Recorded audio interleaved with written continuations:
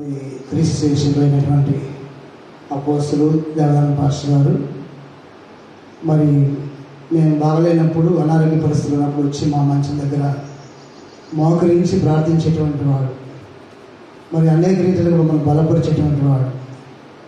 ఏది ఏమన్నప్పటికీ మరి దైవజనులు గొప్ప ప్రేమ కలిగిన వారు, ఆ తర్వాత దేవుడు సేవకుల్ని ప్రేమించి ఇక్కడ గొప్ప పరిచయం చేయడానికి వారి గర్భవాసం అటువంటి కుమారులందరూ కూడా దేవుని పనిలో వాడబట్టడానికి మరి నిజంగా మనం ఎంతో సంతోషించాలి. ఇది కేవలము దేవుని ఏర్పాటని మరి నేను మరి సంతోషిస్తున్నాను, ప్రభువుని ఎంతో స్తుతిస్తున్నాను. మరి ఆ తర్వాత మరి చాలా కాలానికి మరి ఇక్కడికి నేను రావడం, దైవజనులతో మాట్లాడటం, మరి వాళ్ళతో కలిసి దేవుని యొక్క సన్నిధి అనుభవించడం అనేటువంటిది నా జీవితానికి ఎంతో మరి ధన్యతగా భావిస్తూ ఉన్నాను, ఎంతో సంతోషిస్తూ ఉన్నాను. దేవుని స్తోత్రం, హల్లెలూయా. క్రీస్తునందు దైవజనులకు ప్రత్యేకమైన వందనాలు చెల్లిస్తూ ఉన్నాను. ఈ స్థలంలో నిలబడటానికి నేను యోగ్యుడిని కాను, అర్హుడని అంత మాత్రం కాదు. ఎందుకంటే నాకంటే మీరందరూ మరి అనుభవం కలిగినటువంటి సేవకులు. నేను మీ అందరికంటే చిన్నవాడను, బలహీనుడను. నాన్నగారు మరణం తర్వాత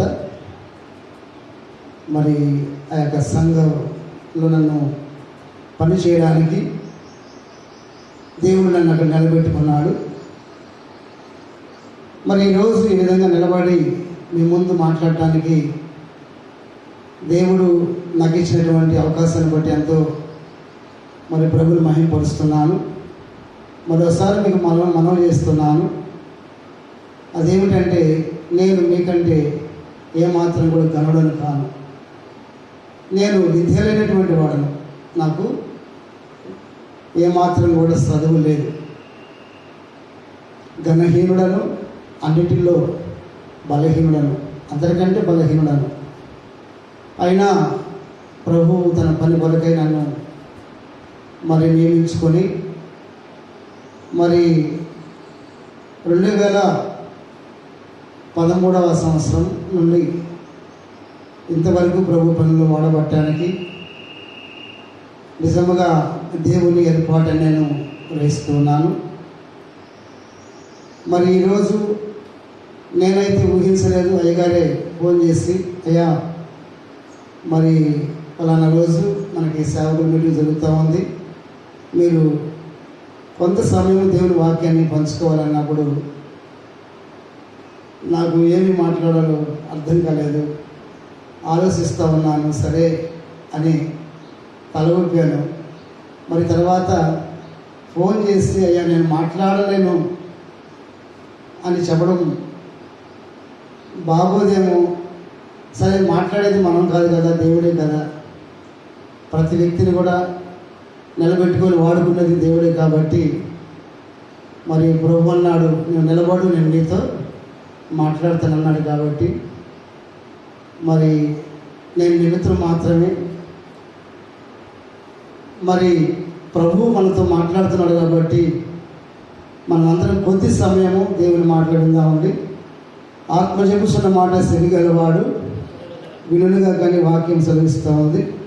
సమయంలో దేవుని సేవకులైన మనము కొద్ది సమయాన్ని దేవుని వాక్యం పంచుకుందాం. చూడండి, మార్కు సువార్త 3వ అధ్యాయము. మనందరికీ తెలిసిన మాటలే. 13వ వచనాన్ని మనం చదువుకుందాం. మార్కు సువార్త 3వ అధ్యాయము 13వ వాక్యాన్ని మనం చదువుకుందాం. ఆయన కొండెక్కి తనకిష్టమైన వారిని పిలవగా వారు ఆయన యొద్దకు వచ్చిరి. వారు ఆయనతో కూడా ఉండునట్లును దయ్యములను ఎల్లగొట్ట అధికారము గలవారై సువార్త ప్రకటించుటకు వారిని పంపవలనని ఆయన 12 మందిని నియమించెను. చాలు, మనందరికీ తెలుసు ఆ మాటలు. దేవుడు ఆయన పని కొరకై మరి కొందరిని ఏర్పరుచుకున్నట్టుగా దేవుని వాక్యంలో మనం చూస్తూ ఉన్నాం. దేవుని చేత పిలువబడేటువంటి వారు ఇక్కడ కనపడుతూ ఉన్నారు. దేవుడు కొందరిని పిలిచి ఆయన పని కొరకై నియమించుకున్నట్టుగా ఈ వాక్యంలో మనం చూస్తూ ఉన్నాం. క్రీస్తునందు దేవుని సేవకులారా, దేవుని చేత పిలువబడిన వారు ఎవరు? ఎవరిని పిలుస్తాడు దేవుడు? దేవుడు ఎవరిని పిలుస్తాడు, ఎవరిని పిలిచాడు అని అంటే, దేవుడు ఎప్పుడు కూడా పని చేయని వాడిని పిలవడు. ఆయన పని చేయని వాడిని పిలవడు, పని చేయగలిగిన వాడినే పిలుస్తాడు. యేసు ప్రభు పిలిచినటువంటి వారందరూ కూడా మంచి పనివారిగా మనం చూస్తూ ఉన్నాం. వారి వృత్తికి ఏ పనైనాను వారు చేసేటువంటి పనిలో మరి నమ్మకత్వం కనపరిచి పని చేసినట్టుగా మనం చూస్తూ ఉన్నాం. యేసు ప్రభు ఎప్పుడు కూడా సోమరులను పిలవడు, ఎప్పుడు కూడా సోమరునైనా పిలిచేవాడు కాదు. ఆయన పిలిచేది కష్టించి పనిచేసేవాడిని, కష్టించి పనిచేసేవాడిని ఆయన పిలుచుకుంటాడు. దేవుని వాక్యంలో మనం ఆమోసును చూస్తే, ఆమోసు పశువులు కాస్తున్నటువంటి సమయంలో ఆమోసుని ప్రభు పిలిచినట్టుగా మనం చూస్తూ ఉన్నాం. దావీదు గొర్రెలు కాస్తున్న సమయంలో దావీదుని పిలిచినట్టుగా మనం చూస్తూ ఉన్నాం. మోషేని కూడా అలాగే పిలిచాడు. కనుక మరి దేవుడు ఆ దినాల నుండి నూతన నిబంధన కాలములు లేక ఇప్పటి వరకు ఉన్నటువంటి ఈ కాలానికి వరకు కూడా ఆయన పిలిచేది ఎవరినై అంటే కష్టించి పనిచేసేవాడిని. దేవుని స్తోత్రం, హల్లెలూయా. అయితే దేవుడు అందరినీ పిలుస్తాడు, అందరినీ పిలుస్తాడు. కానీ దేవుడు కొందరిని మాత్రమే ఆయన పని కొరకే వాడుకుంటాడు. దేవుని స్తోత్రం. ప్రభు అన్నాడు కదా, ప్రయాసపడి భారం మోస్తున్న సమస్త నా ఎత్తుకురా నేను విశ్రాంతి చేస్తున్నాడు అంటే అందరినీ పిలిచాడు. తూర్పు దిక్కు నుండి పడమటి దిక్కు వరకు భూనివాసులందరినీ పిలుస్తున్నాడు. అయితే దేవుడు పిలిచిన వారందరినీ కూడా ఆయన వాడుకోడు. కానీ ఆయన ఎవరిని ఆయన ఏర్పరుచుకున్న వారిని మాత్రమే వాడుకుంటాడు. చూడండి, వాక్య భాగంలో మనం చూస్తే దేవుని వాక్యము మత్తయి సువార్త 22వ అధ్యాయము 14 వచనంలో మనం చూస్తే, ఇక్కడ మనము చూస్తూ ఉన్నాం. మత్తయి సువార్త 22:14 వచనాన్ని మనం గమనిస్తే, కాగా పిలువబడిన వారు అనేకులు, ఏర్పరచబడిన వారు కొందరు. చూస్తారా, దేవుడు అనేకులను పిలిచాడు, కానీ ఆయన కొందరిని మాత్రమే ఏర్పరచుకున్నారు. ఈ దినాల్లో చాలామంది దేవుడు నన్ను పిలిచాడని అనేకులు సేవకు వస్తున్నారు. కానీ ప్రతి సేవకుడు గమనించవలసిన విషయం ఏంటంటే, దేవుడు పిలిచిన మాట వాస్తవమే, కానీ దేవుడు నన్ను ఏర్పరచుకున్నాడా అనేటువంటి ఆలోచన చేయటం చాలా ప్రాముఖ్యం. దేవుడు పిలిచిన మాట వాస్తవమే, కానీ దేవుడు నన్ను ఆయన పని కొరకై ఏర్పరచుకున్నాడా, ఆ ఏర్పాటులో నేనున్నానా లేదా అనేది ఆలోచన చేయటం అనేటువంటిది చాలా ప్రాముఖ్యమైన విషయం అని ప్రభు పేరిట మీకు మనవి చేస్తూ ఉన్నాను. దేవుని బిడ్డలారా, పిలుపు ఒకే, కానీ ఏర్పాటు ప్రత్యేకమైనది. దేవుడు ఏర్పరచుకున్నటువంటి వారు దేవుడు ఆయన పని నిమిత్తమై కొందరిని ఏర్పరచుకున్నట్టుగా వాక్యం మనం చూస్తూ ఉన్నాం. ఎందుకు ఏర్పరచుకున్నాడు ఆయన? ఏమండి, ఎందుకు ఏర్పరచుకున్నాడు అంటే బైబిల్ చెప్తా ఉంది. ఏమండి, అపోస్తలుడు అయినటువంటి పౌలు గారు చెప్తున్నాడు. ఎందుకనగా లోకములో జ్ఞానవంతులను సిగ్గుపరచడానికి ఎవరినంట మనందరికీ తెలుస్తున్న మాటలు, వెర్రి వారిని ఆయన పిలిచినట్టుగా ఏర్పరచుకున్నట్టు మనం చూస్తూ ఉన్నాం. లోకం దృష్టిలో మనం అందరం పనికిరాని వారు. ఏమండి, లోకం మనల్ని గుర్తిస్తుందా? ఏమండి, మనం లోకంలో గుర్తింపు లేనటువంటి జీవితాలు మనం. కానీ ప్రభు మన మీద దృష్టించి మనల్ని పిలిచినట్టుగా వాక్యం మనం చూస్తూ ఉన్నాం. కనుక దేవుని ఏర్పాటులో నేను ఉన్నానా లేదనేటువంటి విషయాన్ని ప్రతి సేవకుడు గమనించి దేవుడు ఎందుకొరకు పిలిచాడో ఆ పిలుపు విషయమై ఏం చేయాలా? ప్రతి వారు కూడా తను తాను నిశ్చయించుకునేటువంటి వారుగా ఉండాలి. తను తాను సరిదిద్దుకునేటువంటి వారుగా, సరిచేసుకునేటువంటి వారుగా ఉండాలి. మనము దేవుని యొక్క ఏర్పాట్లు లేకుండా మనం దేవుని పని నిమిత్తమై ముందుకు వెళితే దేవుని నామానికి మహిమ కలగదు. ఆయన పని జరగదు. ఆయన పని జరగాలంటే, ఆయనకు మహిమ కలగాలంటే మనము ఆయన ఏర్పాటులో ఉండాలి. తర్వాత మొదటిగా మీకు ఏం చెప్పారంటే మన పిలుపును, మన యొక్క నిశ్చయితను మనము సరి చేసుకునే వారుగా ఉండాలి. అందుకే పేతురు అంటాడు, రెండవ పేతురు పత్రిక 1వ అధ్యాయము 10వ వాక్యంలో పేతురు ఒక మాట, చక్కని మాట చెప్తున్నాడు.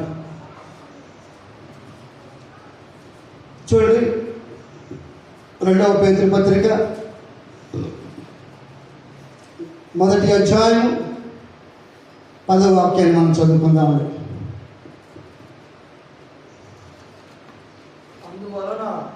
అందువలన సహోదరులారా, మీ పిలుపును, ఎవరి పిలుపు అంటే మీ పిలుపును ఏర్పాటును నిశ్చయము చేసుకున్నటకు మరీ జాగ్రత్త పడాలంట. మన పిలుపును అంటే ప్రతి ఒక్కరు కూడా దేవుడు మనల్ని పిలిచాడు. ఆయన పిలుపు మేరకు మనం వచ్చి ఉన్నాము. ఆయన పిలుపు మేరకు వచ్చిన మనము ఆయన ఏర్పాటులో మనం ఉన్నామా లేదా? ఆయన ప్రణాళికలో మనం ఉన్నామా లేదా? ఆయన చిత్తంలో మనం ఉన్నామా లేదా? కాబట్టి ప్రతి వారు కూడా గమనించుకోవాల్సినటువంటి యొక్క విషయాలు ఇక్కడ మనకు తెలియజేస్తాము. మన పిలుపును, మన ఏర్పాటును నిశ్చయం చేసుకున్నటకు మనము జాగ్రత్త పడాలి. చాలా జాగ్రత్త అవసరం. ఈనాడు ఏముందని నన్ను పిలిచాలి అని చెప్పేసి ఏదో నీకు నచ్చిన పద్ధతిలో నువ్వు స్వార్థకి వెళ్తే, నీకు నచ్చిన విధంగా నువ్వు ప్రసంగాలు చేస్తే, నువ్వు నచ్చిన విధంగా ఏదో మనకి నోటికి వచ్చినటువంటి మాటలు మనం చెప్పుకుంటూ పోతే దానివల్ల ప్రయోజనమేమి లేదు. విస్తారమైన మాటలో దోషం ఉండగా మానదాని వాక్యం చెప్తాం. దేవుడు ఎందుకు పిలిచాడు? పిలిచిన దేవుడు నన్ను ఎందుకు ఏర్పరచుకున్నాడు? ఆయన ఏర్పాటులో ఏర్పరచుకున్నటువంటి నన్ను నేను నిజంగా ఏర్పాటులో ఉన్నానా లేదా అనేటువంటి విషయాలను తెలుసుకునేటువంటి వారుగా, ప్రతి దినము సరి చేసుకునే వారుగా, గ్రహించేటువంటి వారుగా మనం ఉండాలి. ఎందుకంటే ఏమండి, దేవుడు పిలుచుకునే వారి మీద దేవుని ప్రణాళిక చాలా గొప్పగా ఉంటా ఉంది. దేవుడు ఏ ఉద్దేశంతో మనల్ని పిలిచాడు? దేవుని ఉద్దేశం ఏమన్నది? అసలు పిలిచిన ఆయన ఎవరు అంటాడు? వాక్యం చెప్తుంది, మిమ్మల్ని పిలిచిన దేవుడు పరిశుద్ధుడు కనుక మీరును పరిశుద్ధులుగా ఉండమని చెప్తున్నారు. పిలిచిన వాడు నమ్మకమైన వాడు,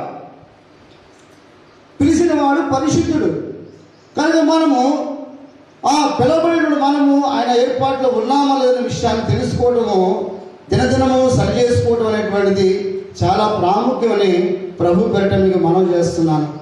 ఎందుకంటే దేవుడు ఏర్పాటులో ఎవరైతే ఉంటారో, దేవుడు ఎవరినైతే ఏర్పరచుకుంటాడో ఆ ఏర్పరచుకున్న వారు ఎల్లప్పుడూ ప్రార్థనాపరులుగా ఉండాలని దేవుడు కోరుకుంటాడు. అందరూ ప్రార్థన చేస్తారు, కానీ అందరూ ప్రార్థనలు దైవ సన్నిధికి వెళ్ళవు. దేవుని సన్నిధి నుండి దీవెన ఆశీర్వాదం రావాలన్నా, భూమి మీద ఉన్నటువంటి భక్తులు ప్రార్థన చేయాలన్నా ఎవరి ప్రార్థన దేవుడు వింటాడంటే, దేవుడు ఎవరినైతే ఏర్పరచుకుంటాడో వారి ప్రార్థనలు తప్పకుండా వింటాడు ఆయన. అసలు మనం పిలిచిందందుకు, మనం ఏర్పరచుకున్నందుకు. చూడండి, వాక్యంలో మనం గమనిస్తే ప్రతిదానికి మనం రెఫరెన్స్ను మనం చూసుకుంటూ ముందుకు వెళ్దామని ప్రభు పేరిట మీకు మనం చేస్తున్నాను. చూడండి, దేవుడు రెండవదిగా మీకు తెలియజేసే సత్యం ఏంటంటే, దేవుడు ఏర్పరచుకున్న వారు ప్రార్థనాపరులుగా ఉండాలి. లూకాసు వార్త 18:7. లూకాసు వార్త 18:7 మనం గమనిస్తే ఈ వాక్య భాగంలో దేవుడు తాను ఏర్పరచుకున్న దివారాత్రులు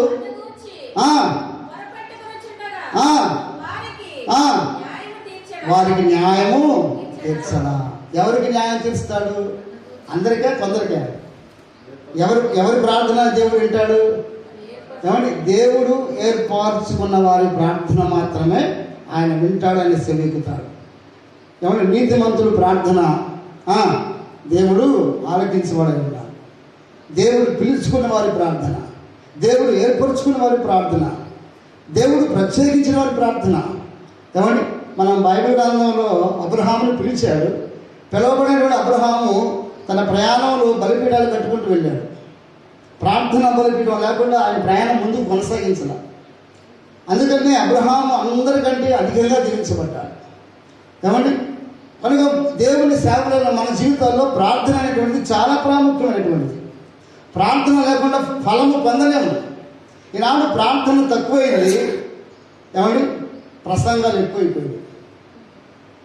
ప్రసంగాలేమో ఎక్కువైపోయింది. ఎక్కడ పెట్టినా కానీ ఇడిగా ప్రసంగాలు చెప్పేవాళ్ళు ఎక్కువ కనపడతారు, కానీ ప్రార్థన మాత్రం. ఏమంటే ప్రార్థనా బృందం, ప్రార్థనా సహవాసాలు, ప్రార్థనా కాలేజీలు, బైబిల్ కాలేజీలు ఉన్నాయి, కానీ ప్రార్థనా కాలేజీలు లేవు. ఉన్నాయా? ఏమంటే బైబిల్ మీద పరిశోధనలు ఉన్నాయి. ఇది అవునా కాదని కొందరు విమర్శిస్తూ ఉన్నారు, కొందరు తెలుసుకోవాలని తాపత్రయంతో ఉన్నారు.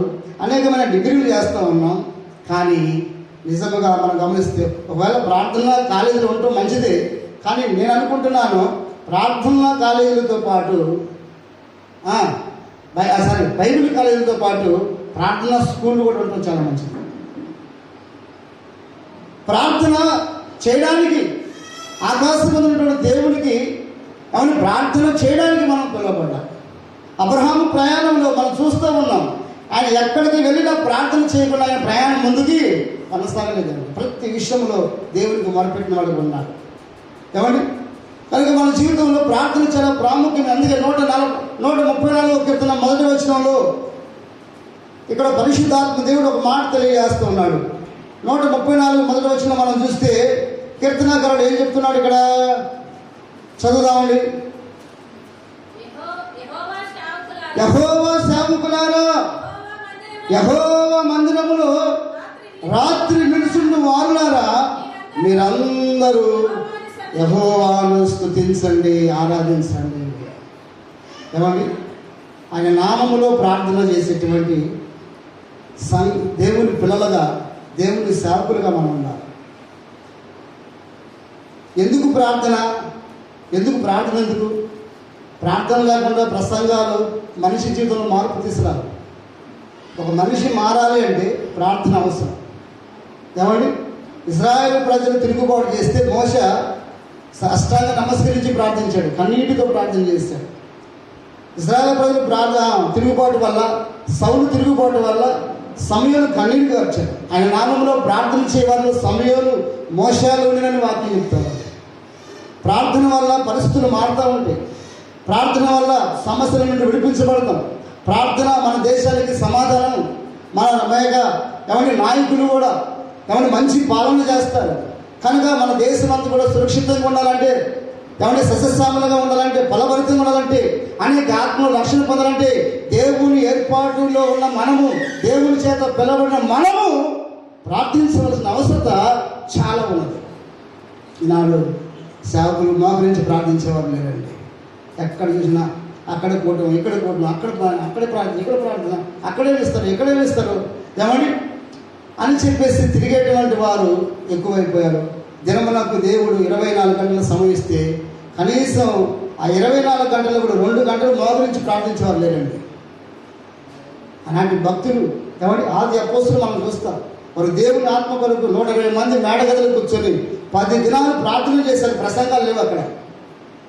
ఏమండి 10 దినాలు దేనికోసం ప్రార్థన చేశారు? ఆత్మ నడిపింపు కొరకు ప్రార్థన చేశారు.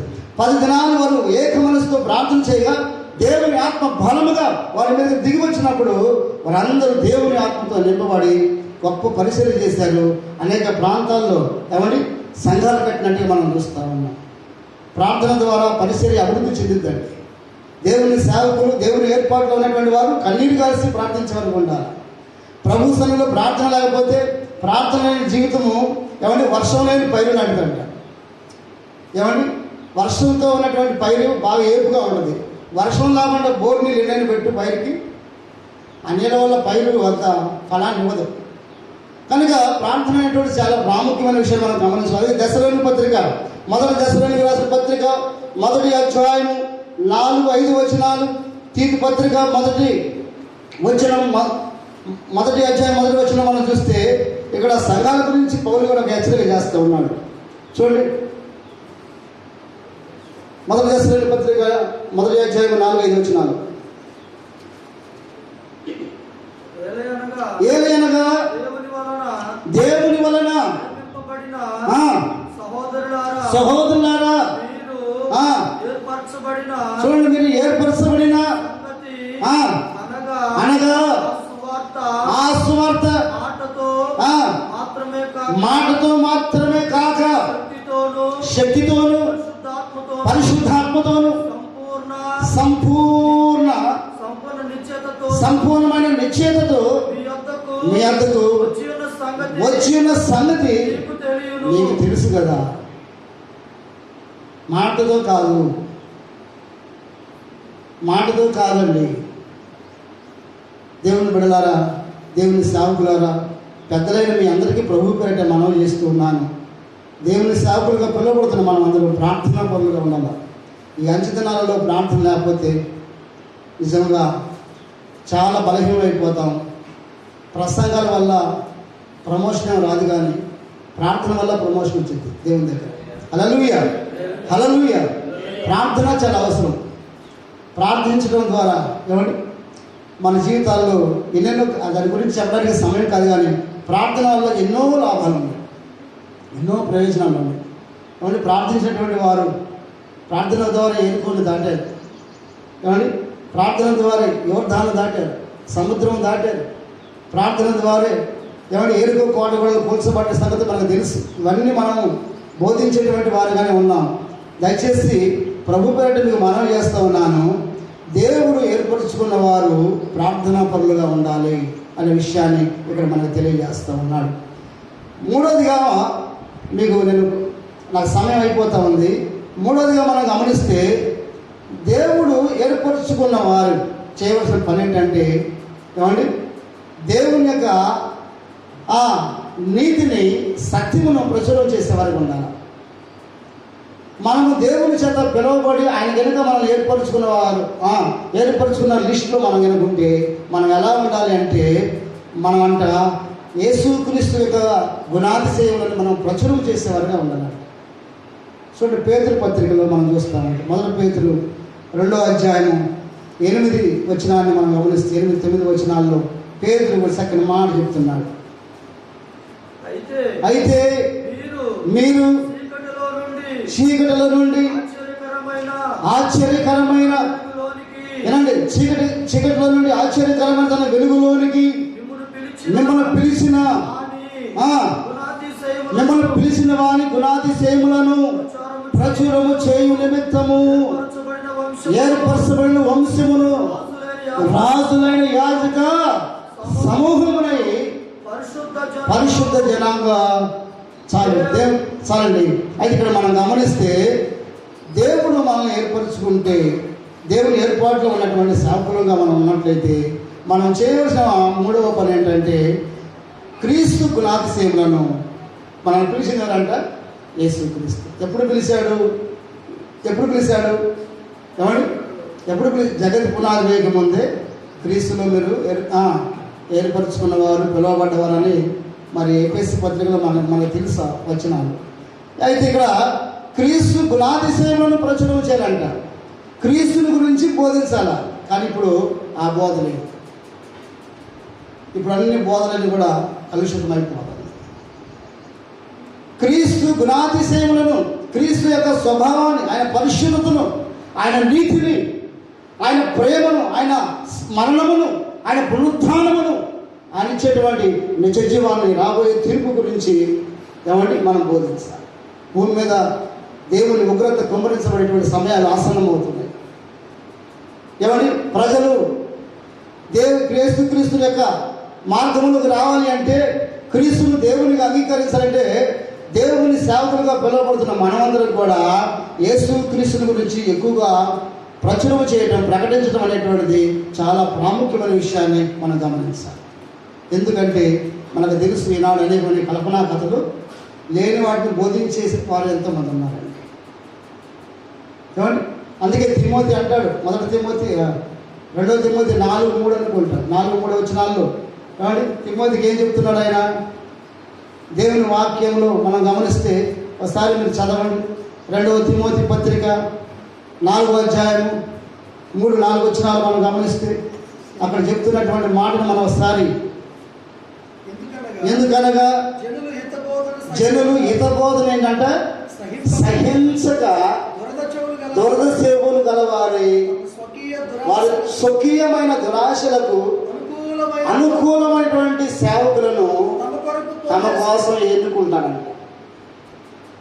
తమ కోసం వాళ్ళు తమకు అనుకూలంగా, అంటే వాళ్ళు ఎలా నడిస్తే వీళ్ళు అలా బోధించాలి. వాళ్ళు చెప్పిందే కొంతమంది కొన్ని సంఘాల్లో విశ్వాసం చెప్పింది సేవకుడు విన్నాడు, సేవకుడు చెప్పింది విశ్వాసం విన్నాడు. మన ఆ జ్ఞాపకార్థానికి నేను వెళ్ళానండి, పిలిస్తే అక్కడ పాటలు అయితే దాదాపుగా 1 గంటన్నర పాటలు పాడారండి, 15-20 పాటలు దాకా పాడారు. పాస్టర్ గారు లేచే సమయానికి ఆయన అడిగారు, తొందరగా ముగించాను. అమ్మ మరి పాస్టర్ గారు ఉన్నారు కదా అంటే, లేదయ్య గారు మీరేం చేస్తారు మాది, 15 నిమిషాల్లో వాక్యం అయిపోవాలండి. నాకు 5 నిమిషాలు వాక్యానికి ఇచ్చాడు. ఆయన అన్నాడు నేను 10 నిమిషాలు చెప్తానంటే, నేను 5 నిమిషాలు హెచ్చరికలు చేసి 3 నిమిషాలు ఆ వ్యక్తి, ఆ చనిపోయిన వ్యక్తి గురించి చెప్పి 2 మాటలు నేను ప్రార్థన చేస్తానని చెప్పేసి.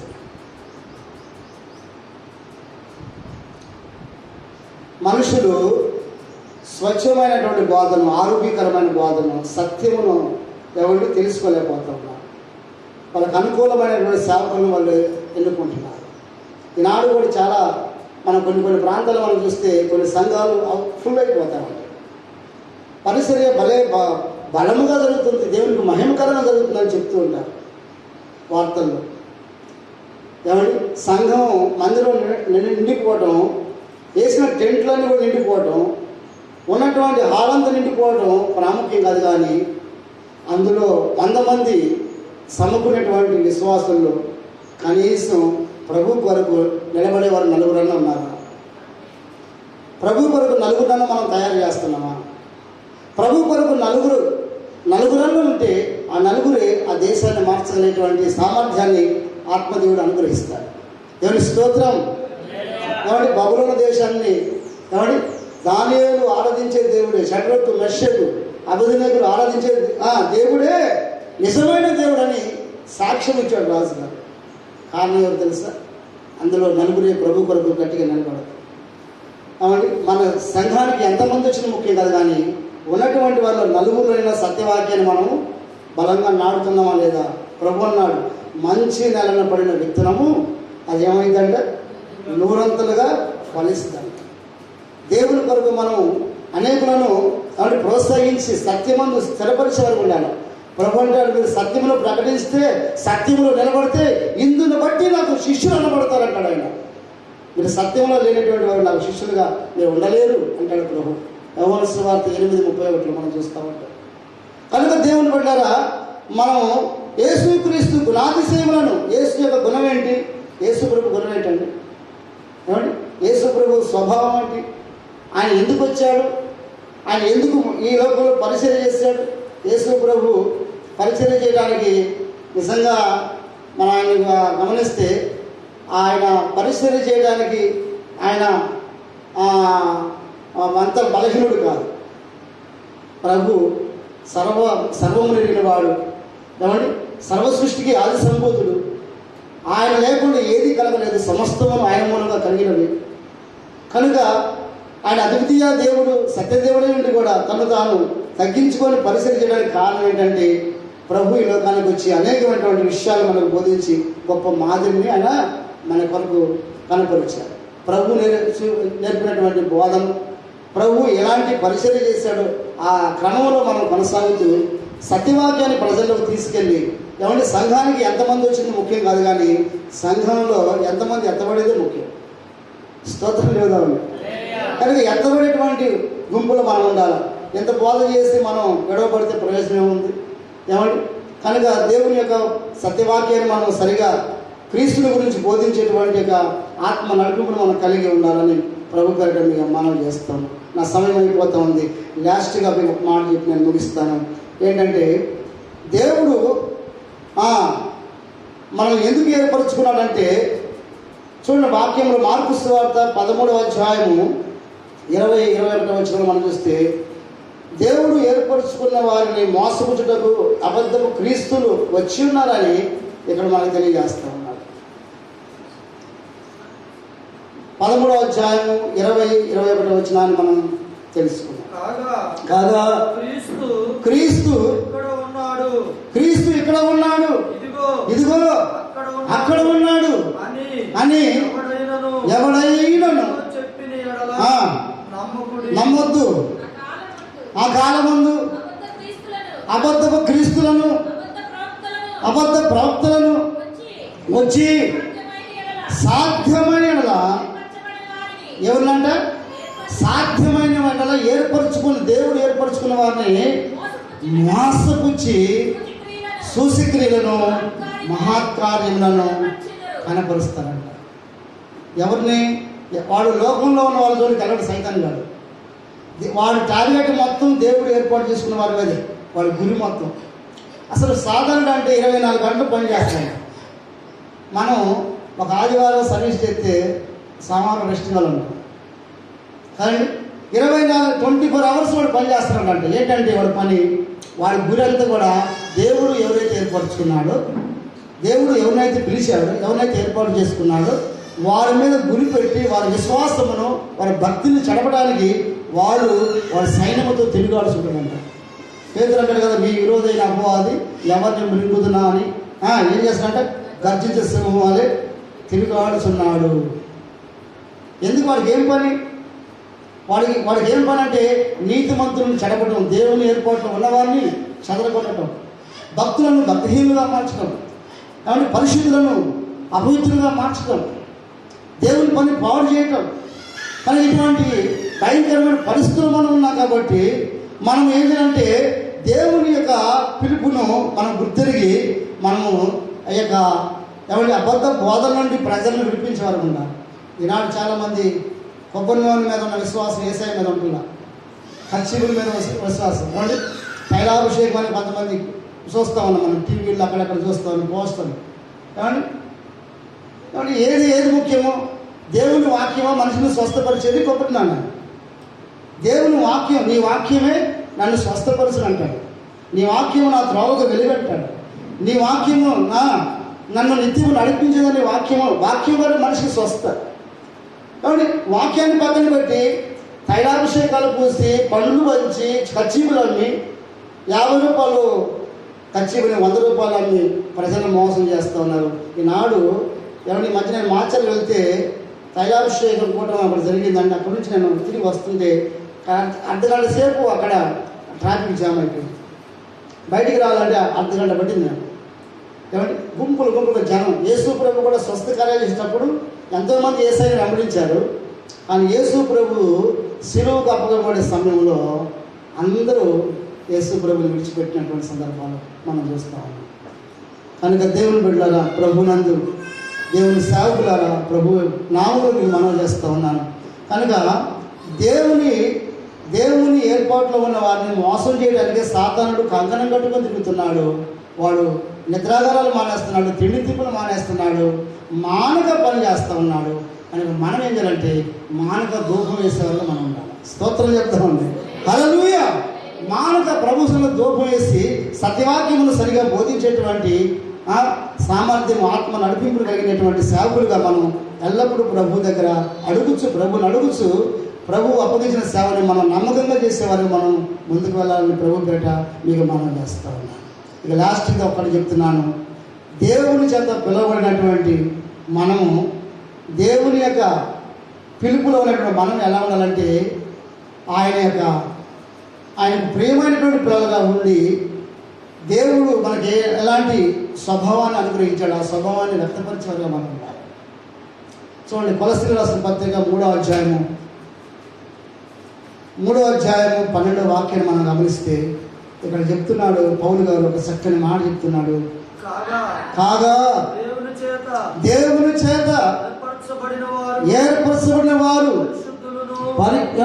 దేవుని చేత ఏర్పరచబడిన వారు పరిశుద్ధులను ప్రియులైన వారికి తగినట్లు మీరు జాలి గల మనసును దయాళత్వమును వినయమును సాత్వికమును దీర్ఘశాంతమును ఎవడైనను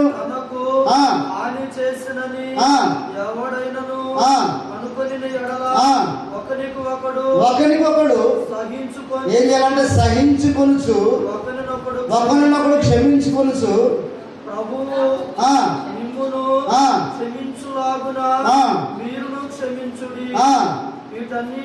వీటన్నిటిని పరిపూర్ణతకు అనుసంబంధమైన ప్రేమను ధరించుకొనుడి. క్రీస్తు అనుగ్రహించిన సమాధానము మీ హృదయములలో ఏలుచుండనీయుడి. కింద 15వ వచనాన్ని మనం చదివితే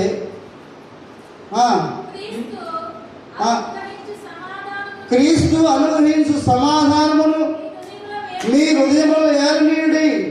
ఇందుకొరకే మీరొక్క శరీరముగా పిలువబడితిరి. ఇందుకోసమే సమాధానము, క్రీస్తు అనుగ్రహించే సమాధానము మన హృదయాల్లో నిలవాలంటే మనమందరము క్రీస్తు యొక్క శరీరముగా అమర్చబడేవారుగా ఉండాలి. మనమందరం వేరు కాదు. మన యొక్క డినామినేషన్ పేరు ఏదైనా పెట్టుకోవచ్చు, కానీ అందరం క్రీస్తుని ప్రకటిస్తున్నాం కాబట్టి మనం అందరం ఒకటి. సంఘ క్షేమాభివృద్ధి కొరకే మనం పాటుపడాలని వాక్యం సెలవిస్తూ ఉంది. కనుక శరీరముగా పిలువబడితే మరి మీరు కృతజ్ఞతలైనటువంటి సంగీతములతోనూ కీర్తనలతోనూ ఆత్మ సమాధాన పాటలతో ప్రభుని గూర్చి మీరు ఆయన మహింపరచండి, స్తుతించమని ఇక్కడ వాక్యం సెలవిస్తాం. ఇక్కడ 6-7 విషయాలు, 8 విషయాలు చెప్తున్నాం. మనకి సంఘ క్షేమాభివృద్ధి కొరకై మనం ఎలా ఉండాలంటే దేవుని యొక్క పిలుపు ప్రకారంగా జీవించడానికి ఒకటి పరిశుద్ధత, 2వది జాలిగల మనస్సు, 3వది దయాళత్వము, 4వది వినయము, 5వది సాత్వికము, దీర్ఘశాంతము, తర్వాత సహించే మనసు, క్షమించే మనసు మనం కలిగి ఉండాలి. ఎందుకంటే మనము క్రీస్తు శరీరముగా పిలువబడి ఉన్నాం కాబట్టి.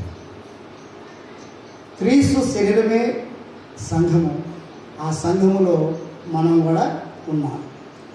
సంఘ క్షేమాభివృద్ధి కొరకే మనం పనిచేయాలి. సంఘములో అనేకులను చేర్చుట కొరకే సువార్త ప్రకటించాలి. పరిచర్యలో 3 భాగాలు ఉన్నాయి.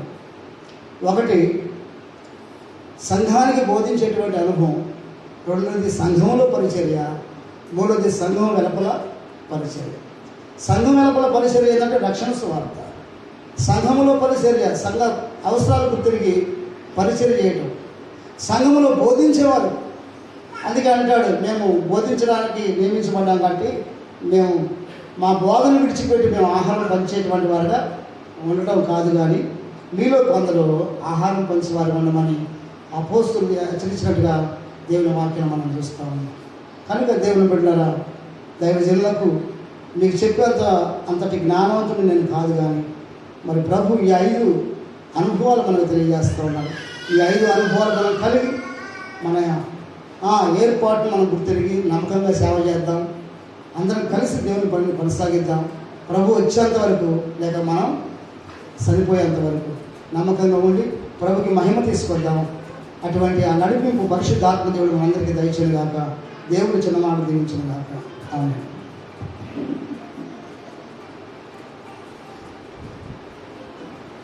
సంబంధించిన సాంస్కృతిక